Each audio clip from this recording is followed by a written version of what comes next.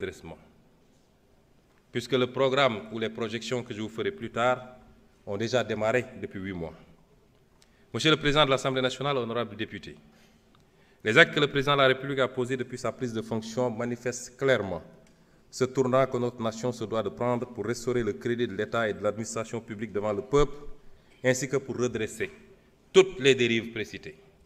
En effet, dès sa prise de fonction, il a chargé le gouvernement de mettre en place un plan d'action d'urgence dans l'attente de l'adoption du nouveau référentiel des politiques économiques et sociales.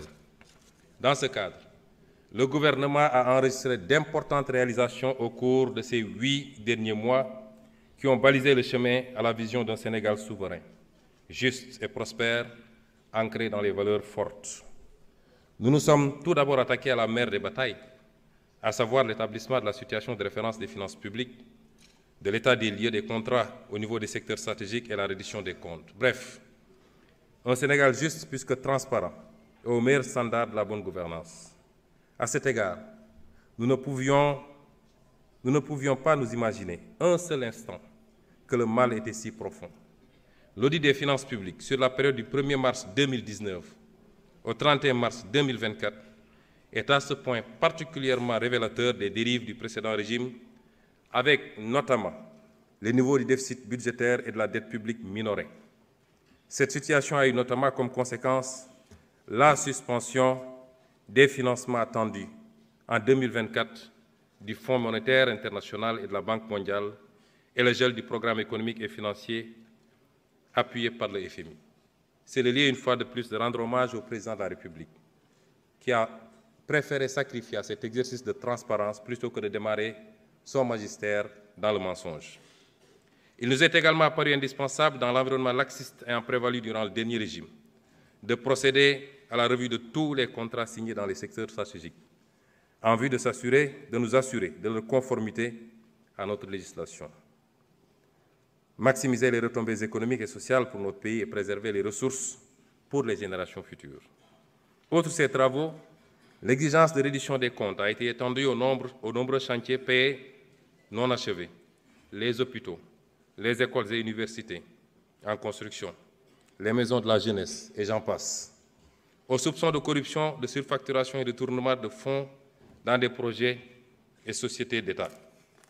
Toujours dans ce registre, il a été procédé à l'audit des ressources humaines, trouvées sur place par les différents ministres à leur prise de fonction pour traquer tous les recrutements indus sous la forme de personnel contractuel. Pour donner une idée de l'ampleur des pratiques du régime précédent, le ministère en charge de la fonction publique a recensé environ 29 000 contractuels recrutés en marge de la réglementation en vigueur. De même, pour marquer une rupture nette dans le sens de la bonne gouvernance, le Président de la République, le Premier ministre et l'ensemble des membres du gouvernement ont procédé à la déclaration de leur patrimoine dans les délais fixés.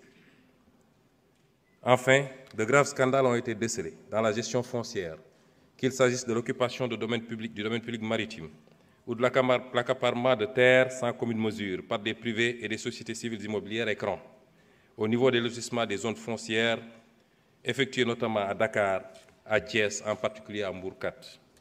De manière plus grave et répréhensible, il est à noter de la prévarication et de la privatisation du patrimoine foncier et bâti de l'État. Pour rester dans ce registre de la bonne gouvernance, je voudrais également évoquer les avancées majeures enregistrées dans l'administration de la justice, dont le fonctionnement a été notablement instrumentalisé par le régime sortant. Une des réalisations majeures dans ce domaine au cours des 8 derniers mois a été l'organisation des assises de la justice avec la participation inclusive des citoyens. Les autres réalisations ou initiatives lancées ont trait à la protection des lanceurs d'alerte, la modernisation de l'administration pénitentiaire et la prise en charge judiciaire des dossiers des victimes de la période préélectorale.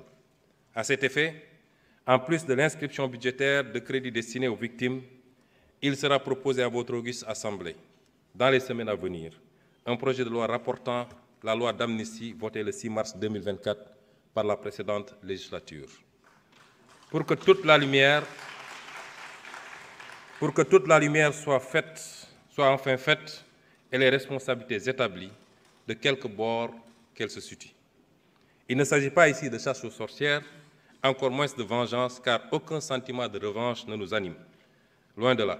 Il s'agit simplement de justice, pilier sans lequel aucune paix sociale ne peut être garantie. Monsieur le Président de l'Assemblée nationale, honorables députés, la vision d'un Sénégal souverain a été prise en charge dès la formation du gouvernement. Abonnez-vous à la chaîne YouTube de DMS TV et n'oubliez pas d'activer la cloche de notification pour les vidéos qui suivent. DMS TV, une chaîne 100% sénégalaise.